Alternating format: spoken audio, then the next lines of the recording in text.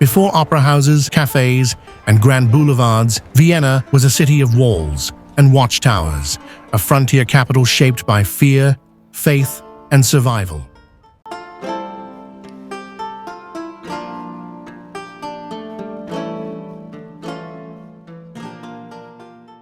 For centuries, Vienna lived behind stone. These walls were not symbols, they were necessities. Life here unfolded in narrow streets, beneath heavy stone and darker skies.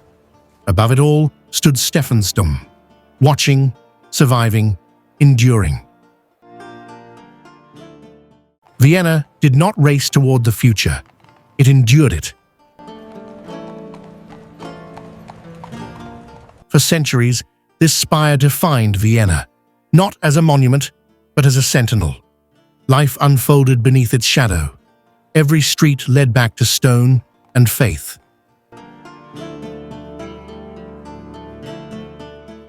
When the Ottomans came, the city bent, but the cathedral stood.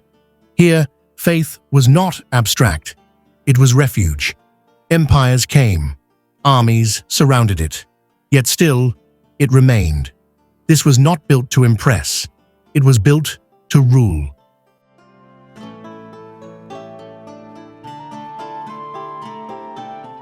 Within these walls, decisions were made that never reached the streets. When Vienna was surrounded, power retreated inward and waited. Empire does not shout. It whispers behind closed doors. Armies would come and go. Dynasties would rise and fall. But from here, Vienna was ruled. After the cannons fell silent in 1683, Vienna did not merely survive, it rose. From these quiet hills, Prince Eugene of Savoy envisioned something unprecedented. A palace not for defense, but for victory. Built not as a fortress, but as a statement. The Belvedere rose from soil still marked by war. Every stone was cut by hand. Every arch proclaimed anew. These gardens were designed to impose order on nature itself. The upper Belvedere was not built to be hidden. From siege to splendor, Vienna transformed itself. In 1713, Vienna faced an enemy more terrifying than any army. As death spread through the city, the emperor made a vow.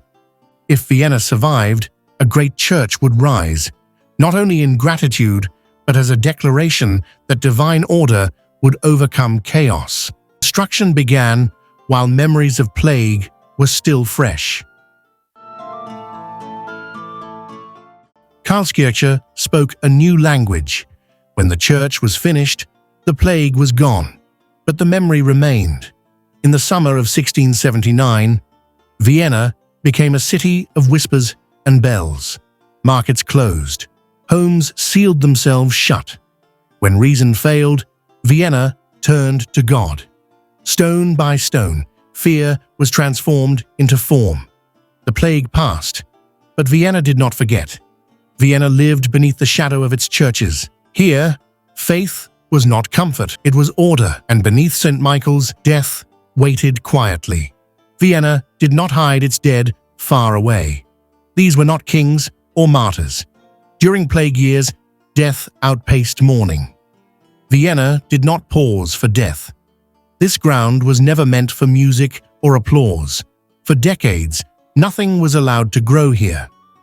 When the cannons finally fell silent, Vienna faced a question it had never dared to ask before. What does a city become when it no longer lives in fear?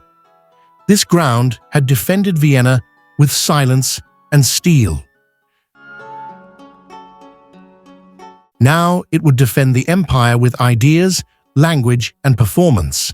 Where soldiers once waited for invasion, audiences now gathered for words and music. This land was never meant for people. After the siege, Vienna did not celebrate here. As Vienna grew richer and stronger, the glacis became a question. The glacis was not conquered, it was repurposed. Where armies once stalled, voices would one day gather. Not all of Vienna's power lived behind palace walls. After siege and plague, Vienna turned inward toward art, sound, and the human voice. When the doors opened, Vienna did not gather to defend itself. It gathered to listen. Here, Beethoven would challenge silence itself, composing not for kings alone, but for the spirit of the city. Empires fall, walls are torn down, but music remains.